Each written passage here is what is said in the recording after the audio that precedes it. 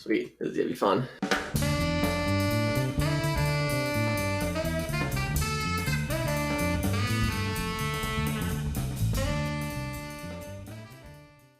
Anat Chingun, welcome to FS Jam Podcast. Thank you so much, Anthony. It's a real pleasure to have you here. I always like kind of telling the stories of how I got to know our guests and like my first memory of those guests. And I have a really good one for you. The very first time we ever spoke, Oh my God, you're going to embarrass me now. you reached out. You reached out totally out of the blue, and we're just like, "Hey, are you with Redwood, or are you interested in other opportunities?"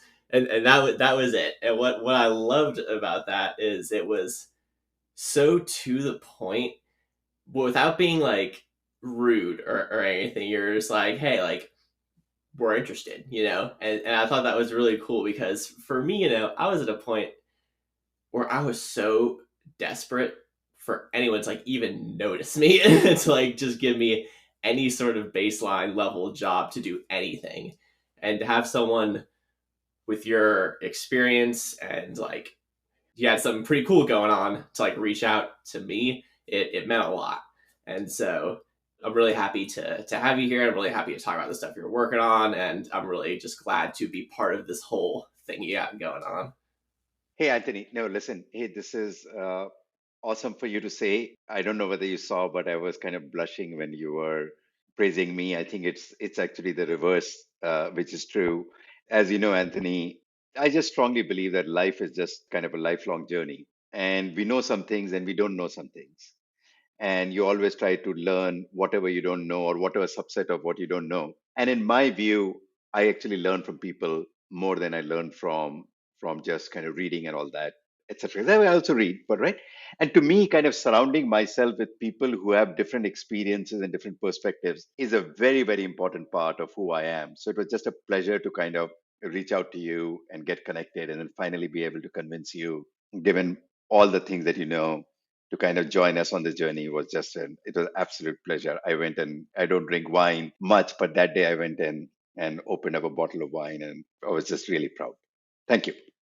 That's awesome. Yeah, and I didn't take much convincing, let me tell you, because it's really cool tech that you're working on. We're definitely gonna get into it. It's around a lot of the stuff that we talk about on this podcast, which is why I think you had reached out to me because you saw the work I was doing on Redwood, and you saw a lot of potential synergies that could happen there. But I'm actually really curious to talk about a bunch of stuff that you've kind of worked on. I think that you're someone who you're very forward looking, so I think you're probably someone who doesn't really talk about your past accomplishments very often, but I think that some of the work you've done is pretty cool. And I'm actually someone who finds the whole academic kind of world and the research being done there. I think there's like some really cool stuff in terms of how it eventually filters down to the actual tech we end up using.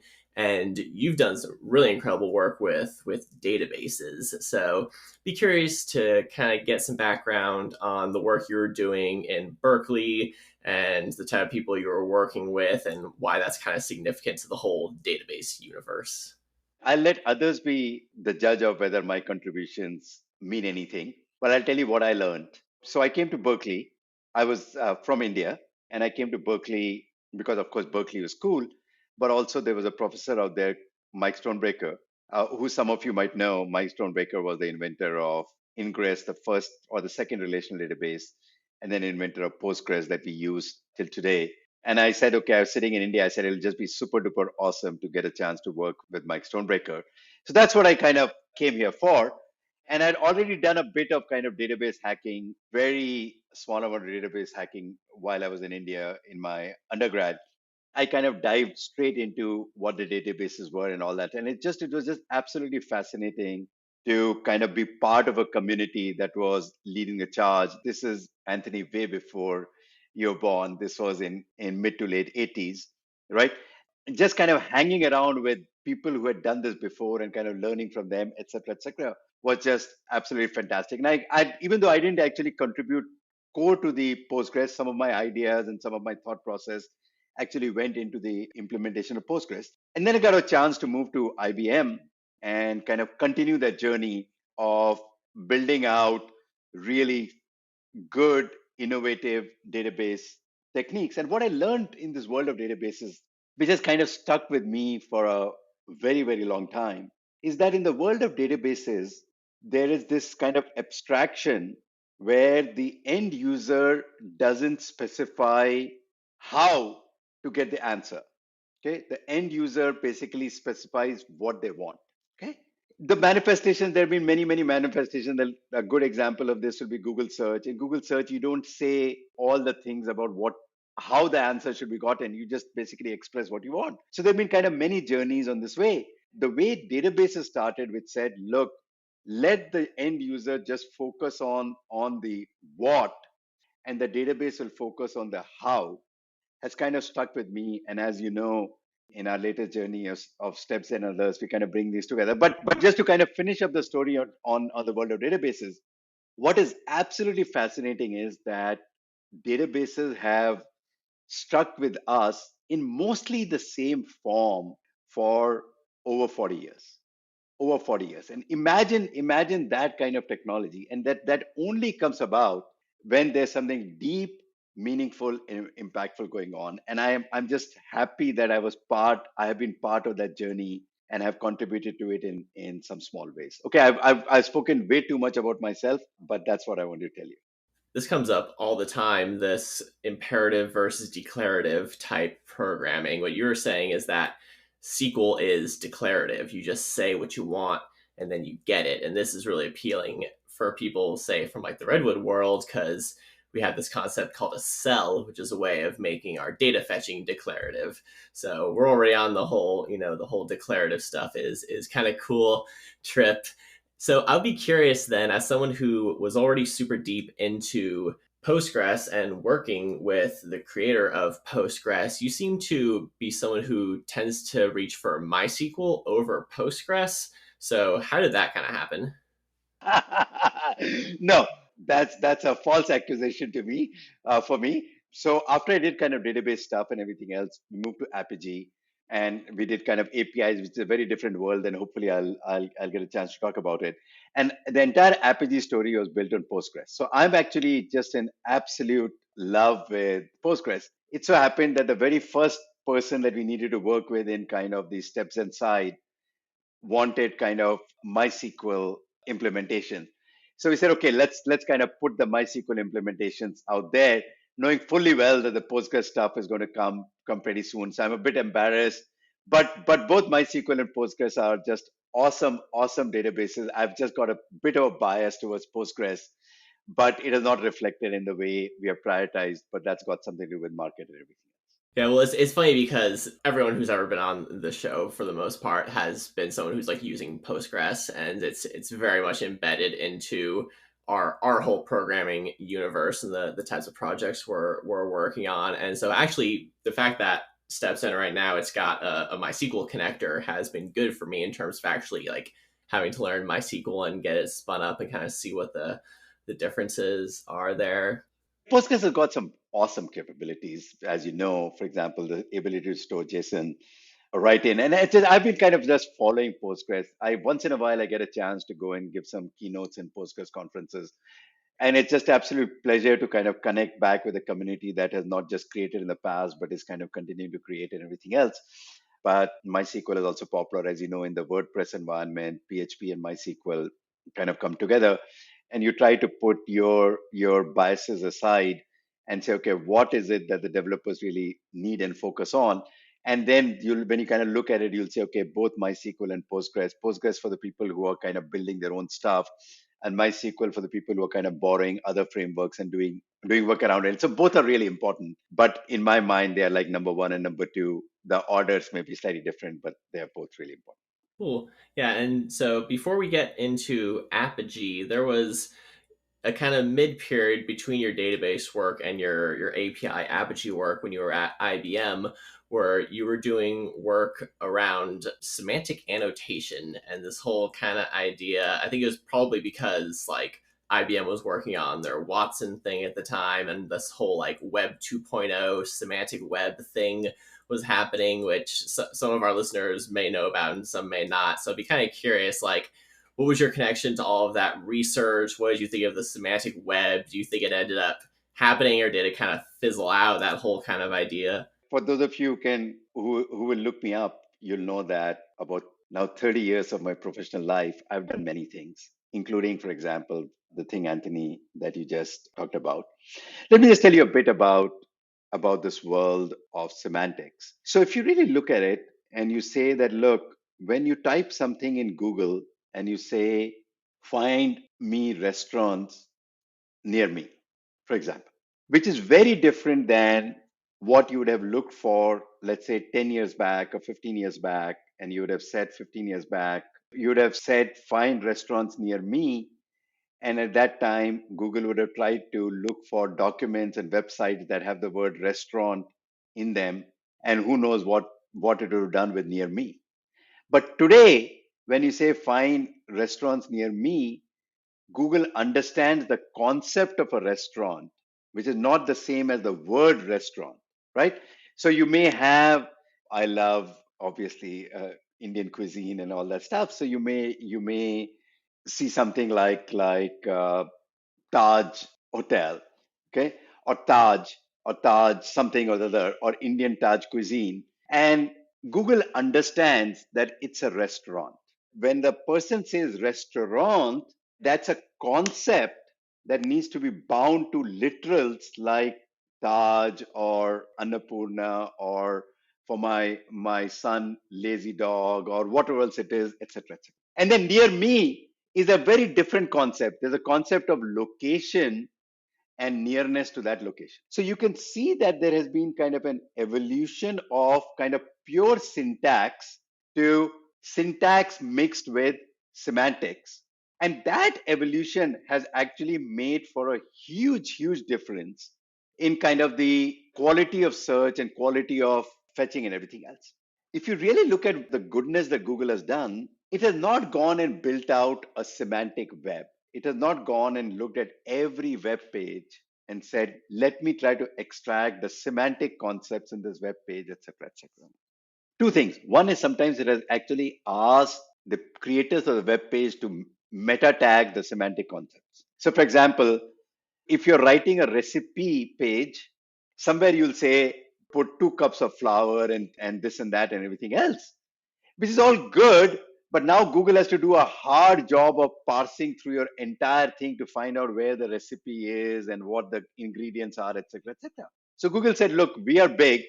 You go create a meta tag. We'll give you this meta tag library. And you say something like this recipe and then ingredients and once we know that, now we understand everything else. And then yes, obviously the details are there, but we have understood. You create the semantic concepts. On the other hand, Google says certain semantic concepts we understand, and we'll actually go and pick them out, like the restaurants example that I gave. But the point I want to make is that Google decided to do this as an example, not for boiling the ocean of a semantic web and everything is a semantic concept. But they said, let's look at the most popular requests that people are making and let's try to create some semantic concepts around those most popular ones. Okay. Either we create them or the creator of the web page creates them. And therefore, I feel that the way to the world of semantics is through a very, very practical bent of mind, which is do the least amount of semantics that are needed to improve the quality of responses.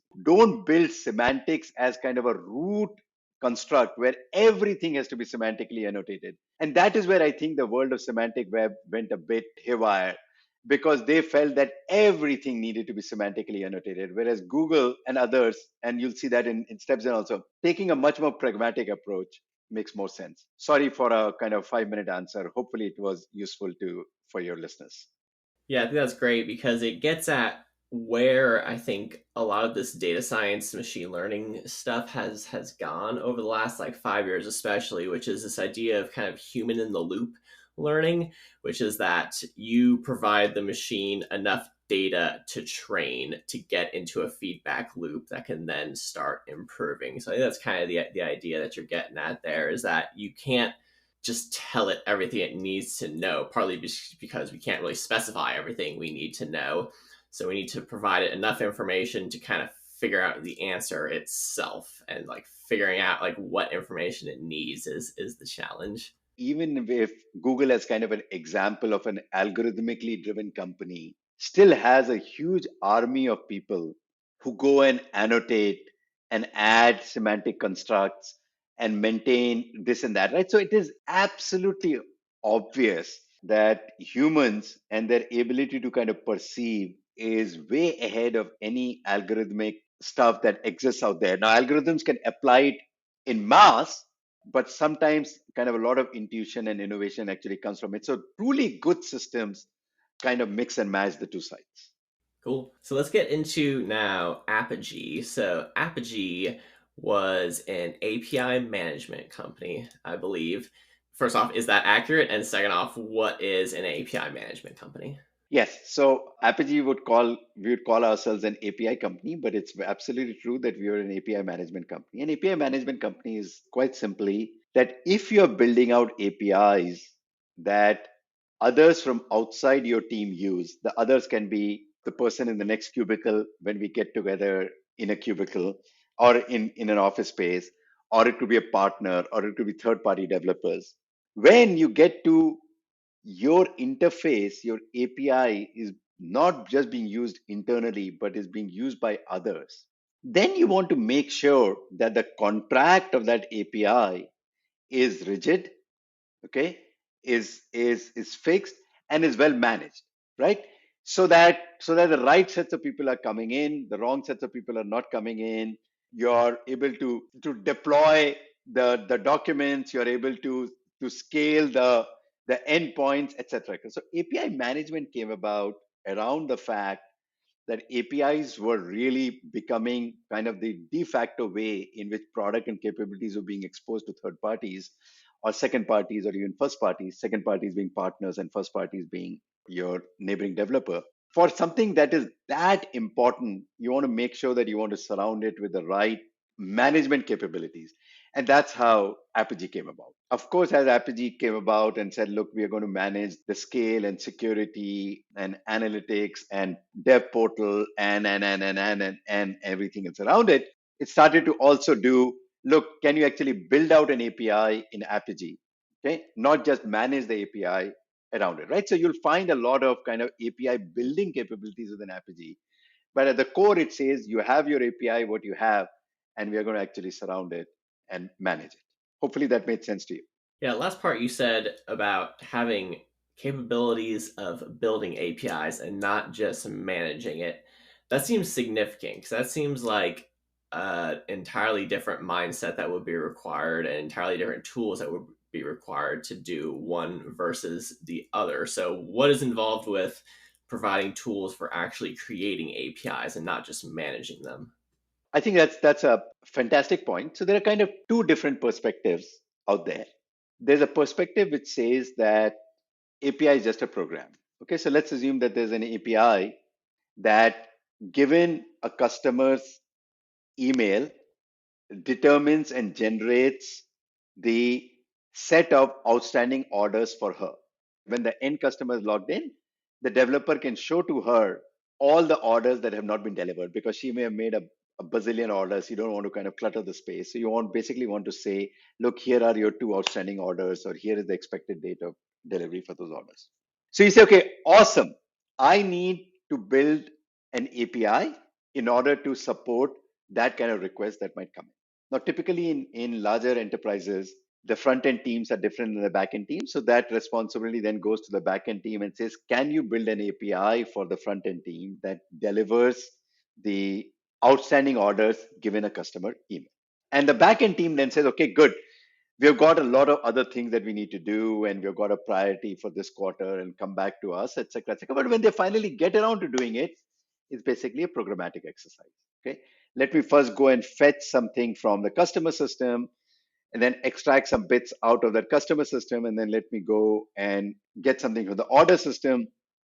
Now let me get kind of tracking information. Now let me go and fetch from the kind of delivery system, which may involve kind of third party call. If I find that the stuff that is coming out of order system is gobbledygook, then I need to do something else. If I can't touch something else, so I start to write kind of a program that goes like this, like this, like this, like this, with all kind of if then else and error conditions and other things put into it. But that is the kind of the current style in which APIs are produced, where somebody says, okay, let me write all the kind of programmatic imperative logic, as you said, in order to make that work. Okay, so that's kind of style one. And in that style one, you can kind of make it somewhat more of a drag and drop where you can kind of stitch pieces together the way we did in Apigee and everything else. But in the end, it's really a program. Okay. And that is why the development teams, the kind of backend teams say, wait, we've got a lot of work to do and we've got to kind of test it and scale it and everything else. So that's kind of one style of building out the API. The second style of building out the API is what we're trying to do in StepZen, right? And you're very familiar with it, and it kind of borrows from kind of the world of search and the world of databases. That is, in the world of databases or in the world of search, I'll give you both examples. In the world of databases, as I said, you don't actually specify how. You just basically specify the what, right? So you don't write a program for every question, Anthony, that you might ask. There's no way to write a program for every question that you might ask. Similarly, in Google, while it's true that the Grammy Awards is kind of a common query and they could write a program which says, give me the best information of Grammy, there's just so many questions that the billions of people can ask that they cannot write a program for everything else. So if you kind of figure out these two things, then you say, okay, there is a different way in which APIs can be built, which is they get kind of compiled in as opposed to programmed in. And is it possible for APIs to be built in a way in which backends can be introspected? We can determine what this backend can do, or this backend can take X and return Y. This backend can take Y and return Z. This backend can take Z and return ABC. It never is that perfect, but then you can say, okay, good. Now I can actually connect the dots and make things happen. Okay, so that's kind of the second style, which is kind of a declarative style. And what we believe in StepZen, and I'll just kind of give 1 minute of plug out here. We want the front end developers to be able to actually self-service their API that they need. And what we don't want them is to have to write all the if then else and all the other conditions that come about with protocol translation and errors and event to cache and everything else, because those are really back-end concerns, not front-end concerns. And therefore, we strongly believe that a declarative style of constructing the API is the way in which front-end developers will get control over their APIs. So there's an imperative style and there's a declarative style. We are pushing for the declarative style.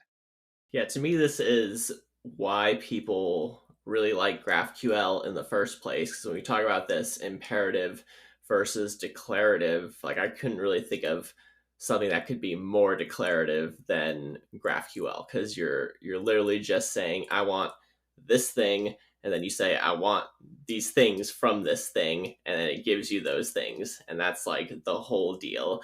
So before we kind of explain like what StepZen is and all that, I'd be really curious, like what was your first exposure to GraphQL? Oh my God, it's rare at my age that you fall in love with something. It was just awesome because what I found in GraphQL is exactly what you said, but I actually found something very interesting. That what GraphQL did was, in my mind, it was a phenomenal blend between a very general purpose query language. So what happens in a general purpose query language is that there is still a lot of kind of cognitive overload for the front end. Okay, what tables do exist? Do these fields exist in these tables? Now, of course, some code plugins can kind of make some things happen, etc., etc.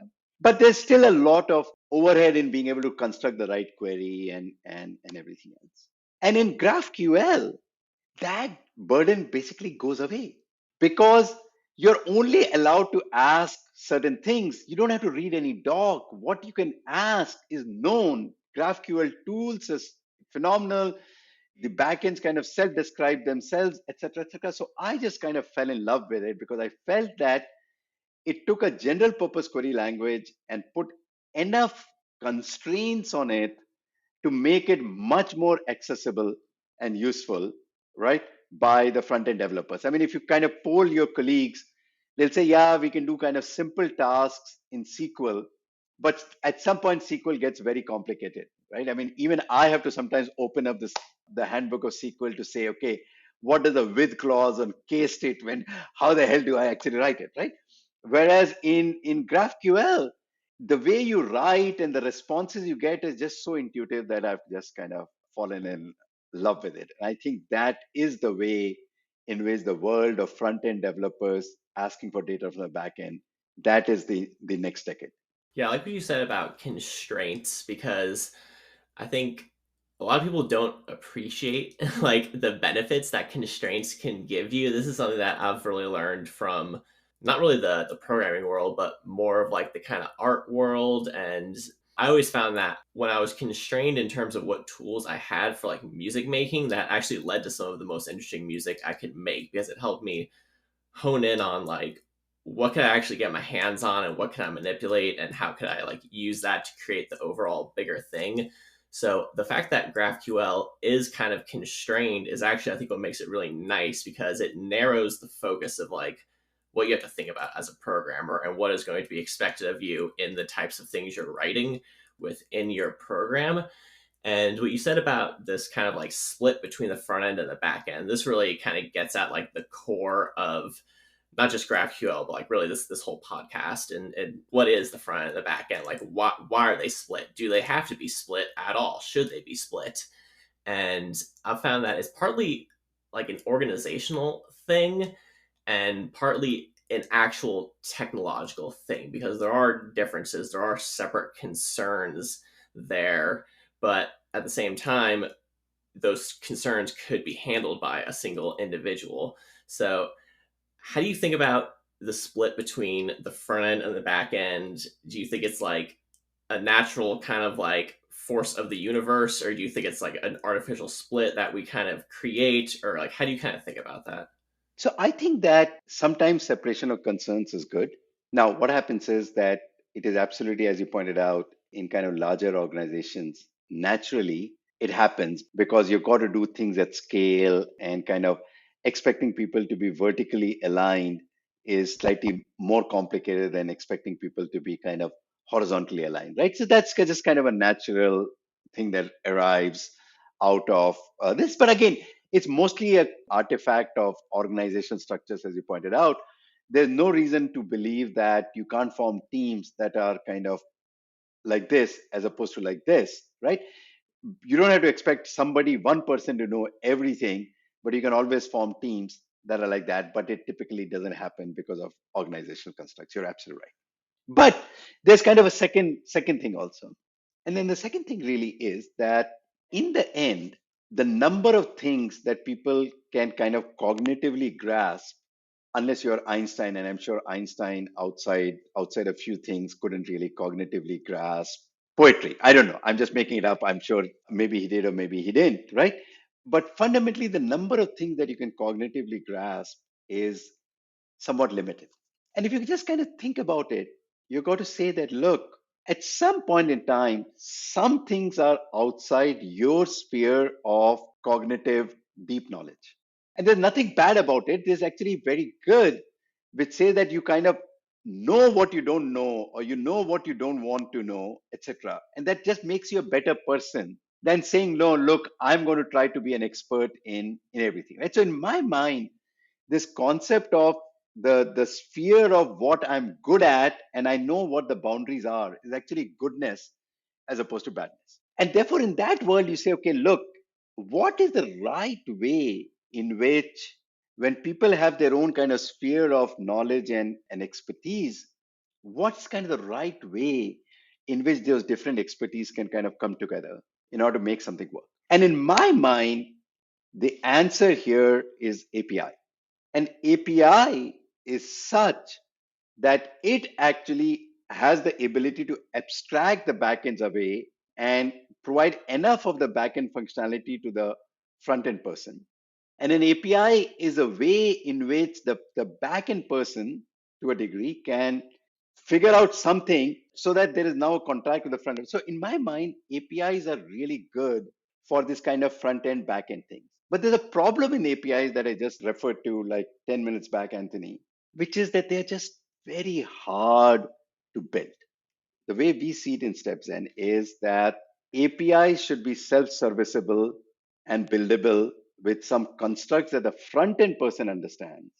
Those APIs must kind of connect the back end stuff, and the back end APIs are built by somebody who understands the back end. So if you can kind of think about kind of a layering where there's an API or a set of APIs that the front end person builds and understands, and there's a set of APIs that the back end person kind of builds and understands, then I think there's a phenomenal meeting in the middle. And that's why in Step Zen, what we're trying to do is to allow the front end person to actually build the API that she needs. I don't know whether that made sense, but that's our perspective.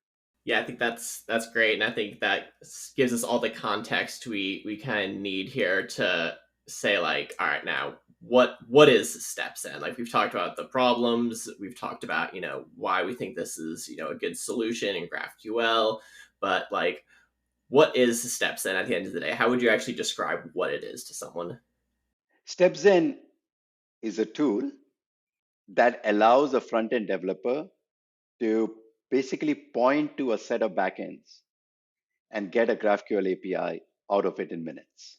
And then that GraphQL API is always on so that the front end developer doesn't have to worry about that API ever going down.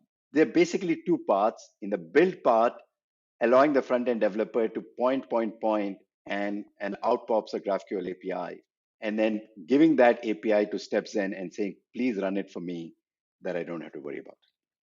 It's pretty good. Yeah, I like that. For me, I had such a hard time wrapping my mind around step zen and then trying to figure out how to like explain it to other people. There's one term that I kind of come back to in that it made sense to me at least. And what's funny is like I didn't really know what this term was like before steps in. I kind of like had to research it a little bit, but there's this term which is a gateway, specifically API gateway. And I'd be curious to get your definition of what is an API gateway, and do you think that's a good or a bad way to think about steps in? Yes, absolutely. You can think about it as an API gateway, but an API gateway is basically a layer above an API. It's kind of part of what we were talking about with respect to Apigee and API management. API gateway is basically a gateway. Literally, it is, shall I let you in or shall I not let you in kind of thing. And those are very, very important constructs. But even after you come in, what do you see? And therefore, StepZen is focused on what is it? What is the API? Not just what is kind of the gateway around the API. But again, the concepts are very, very similar. But in effect, what StepZen is, it's kind of an entry into all the backend goodies, but kind of a limited perspective into the backend goodies that only you care about and that you have kind of built up yourself. And now you can kind of pretend that all the right backend goodies are available to you at that gateway endpoint. If that analogy kind of makes sense for you, right? So in some ways, as our colleague Lucia talks about, in some ways you kind of construct your own dish from all the ingredients that exist, and all you're doing is you're kind of gorging on the dish that you've built out because you've said, I want this and I want that and I want that, and magically steps and acts as a chef. I'm carrying this analogy a bit too far, and kind of constructs that dish for you, and then you can just basically go and eat how much or however little you want out of it whenever you want. Yeah, I think that's great. And what I'm curious is how do we select the dishes? How do you decide what's on the menu? So one of the problems that happens today is that because an API takes a long time to build, you have to be very careful about what you want. And the backend people have to be very careful about, look, what are the things that somebody may ever want? So what you really find is you find a huge amount of bloatware that happens in the APIs because you might as well dump everything that somebody might ever want. And then the front end person, poor front end person, either doesn't get what she wants or she gets so much more that she's kind of sifting through and trying to find out what it is, right? So because APIs are kind of difficult to build, it is just much easier in today's world for people to just kind of say, let me throw up everything, or the front end person says, let me ask for everything. What we want is we want to make that construct to be completely frictionless. which means that today you ask for bits A and B, they'll appear to you. Tomorrow you say, no, no, I want to add a side dish of fries if you really want to do that. Again, I'm carrying the analogy a bit too far. You can add fries. Okay. The idea really is that don't overthink what you would need way into the future. Don't plan 3 quarters down or 2 quarters down. Just get the right data that you want right now. Build your interface, build your web experience. Now you say, okay, I want something slightly more, add something more. That's the model of, I think, is a much better model than kind of putting a gun to everybody's head and says, determine what exactly you need. Does it make sense? Yeah, it makes sense. I'd be curious to talk a little bit about what is the tech that's underlying StepZen, like without revealing any of the secret sauce, of course, but like what is underpinning the actual like StepZen thing itself? Underneath the steps, then we've got this kind of core database constructs, which is that backends appear as these kind of virtual tables. You can call them interfaces in GraphQL language. There is approximate correspondence. And that each backend is basically an implementation of that virtual table. And we know in that table what can be asked and what it returns. But the table itself is empty. There's nothing in the table. It's just a shim. It will only get populated by kind of calls to the backend. And so once we know what this table can do, we can determine whether this table's output can be fed into this table. So for example, you may have a customer backend. This is actually the demo that Anthony, you helped us build, where a customer information may come returning the city of the customer. Awesome. Okay, so there's a virtual table which says, given an email, it can actually return information of a customer, including the city that she's in. Now, you as a front end developer want to figure out the weather that you want to display for that customer. Hello, in Miami, it is 97 degrees Fahrenheit or whatever it is in Miami all the time. The second virtual table that you have only takes lats and longs, doesn't know how to take cities because who knows, somebody built that stuff up. The backend API may only take lats and longs. So you've got one table that emits cities and the other table that requires lats and longs. And of course, you want to kind of start with an email and come back with a weather. So you've got to kind of connect the dots between these two. And that is where, for example, the semantic constructs come into play. A city is a location and a lat long is a location. And therefore, to get from city to lat long, it's basically a series of transformations that will enable us to get from here to there. So you take the street address and you take the city, and then you are able to therefore some lookup will enable us to generate a lat long that you can then feed into this, right? So at the core in steps, then the basic idea is how do you kind of connect the dots? What are the kind of the shortest paths that you can take to kind of connect the dots? And then how do you actually fill each of these tables with the right backends to do the right translations, to do the right caching, to do the right authentications? So does that require just like reading the GraphQL spec like super duper diligently? Like how is it that you are able to normalize across so many different kind of APIs and get it to all work in this one language? Just because like there's been a lot of work put into figuring out like how to translate all these things into GraphQL. Is there anything like special about GraphQL that makes that easier or not, or just like we had to kind of pick something to normalize across? Okay, no, two things. So GraphQL in some ways is actually awesome because in GraphQL, there is this key concept of interface and concrete types. Imagine a world of weather or imagine a world of customer records. It doesn't really matter. You want to build interfaces against kind of common things, right? Because you don't want to be dependent on what's really happening with respect to backend. But sometimes you want to actually access details that are only available in backends, right? So there are only two paradigms that exist. Either you take the entire backend crap and expose it as a type, which is entirely possible, but then you get all the gobbledygook that comes with the backend in order to make something work. Or you say, no, look, you have got an interface and the backend is an implementation, backend one is an implementation, backend two is an implementation, backend three is an implementation. And GraphQL has a very, very nice and natural way of doing this. Okay, so that's one part of why we actually fell in love with GraphQL. It is just a very nice way of building out an API against multiple backends with kind of different capabilities, etc. And you'll see that when you play with StepZen and you look at weather examples and all that. Some weather, some backends produce extra information, some less, but you can still have a kind of common interface. So it's very useful. But the second thing that's happened is that the state of the art with respect to machine learning and data analysis has become really, really good. We have learned a bit when we were at Google, and we know a lot of things. So, for example, today, if you point us to a database, we can scurry around in the database and we say, okay, look, this table is connected to this table, but this table looks like something else that is somewhere else. We're not fully there, but as you know, we are kind of working on it. And therefore, we can actually pop out a reasonably smart and intelligent GraphQL just by introspecting, because a lot of advances in data and machine learning techniques we can actually dig into, and some of us have actually done in the past. So basically, kind of a combination of these two allows us to make the task of setting this up, we believe, significantly easier in our way of doing it than any other way of doing But how are we using the blockchain? it. Okay, I'm not going to comment on blockchain because some of our audience may get annoyed by my strong views. We can talk about blockchain next time, yeah. Yeah, having done distributed databases, I have a bias against blockchains, but nonetheless. That's funny.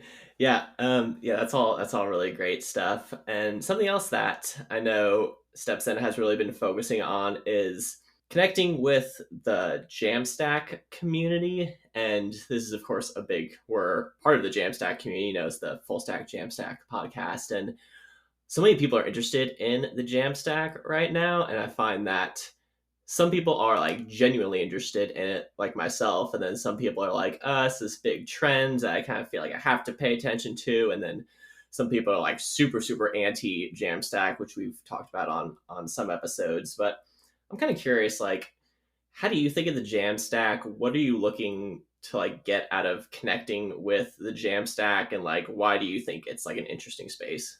Awesome. I'm very much in the pro Jamstack camp for a very, very simple reason.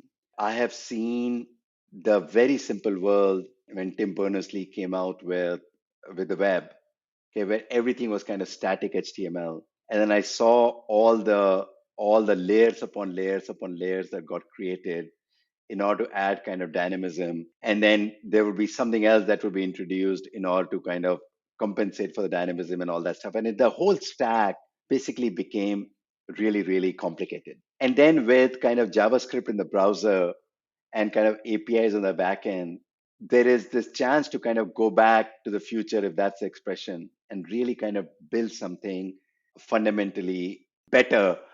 And that's why I just love the founding principles of Jamstack. Now, what I also love about the fact in Jamstack is that the A in Jamstack, as you know, is APIs, because APIs is how you get content that you actually build into your Jamstack sites, whether you're building kind of the static part of it, or whether on the dynamic side of it, you're fetching weather or fetching delivery or fetching whatever else it is that you need to fetch during kind of the dynamic constructs, right? So APIs is really how content and data meets the Jamstack sites. And we believe that this kind of the ability to set up this kind of GraphQL and kind of easily deploy it in kind of serverless functions or just have browsers directly connect to it, etc., is going to be fundamentally transformative for the front end developers to now be able to pick and choose whatever data they want and basically build awesome Jamstack sites. And you know this very well as to kind of the components and the integration with kind of common Jamstack tools that we're doing in StepZen in order to actually make this happen. But I actually